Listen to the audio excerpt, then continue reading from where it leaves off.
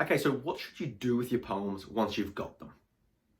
Multiple options. Now, given what I do as an online mental health advocate and all the stuff I'm doing online, I take an effort to share basically all of the stuff that I create.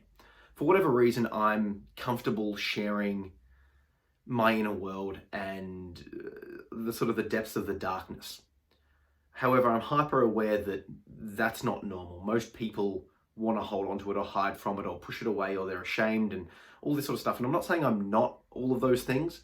I guess as a combination of my past, I'm able to more easily move beyond that. And this is a learnt process. The longer I do this, the more comfortable I am sharing. I find personally that there's a benefit from sharing it because then I can connect and relate. I can talk about it more. And by giving it to the world and sort of letting it go, it sort of steps me back from it. So for me, I find that it helps to share. Now, if you are that way inclined, by all means, start up a Medium blog and share your poetry, put it on a Facebook wall, write a book and share it with people, whatever. Okay, you can choose to share this if you like, but you don't have to. I know other people that write poetry that no one ever sees, and it's like they've got this book that it's basically like a private journal, under lock and key sort of thing that only they see, only they look at. Or maybe they write it and they never look back at it again. It's your choice. There's a couple of options. You can choose to share it. You could choose to share it widely to the world. You could choose to share it to people in your life.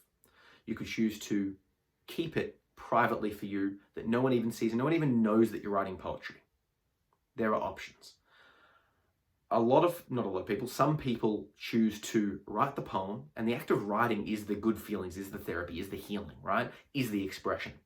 And once they've got that poem, they'll choose to almost ritually destroy it, ritually remove it, in the sense of they'll make like a fire and burn it, read the poem and sort of let it go into the fire, or throw it into the waves sort of thing, or flush it down the toilet, bury it, right?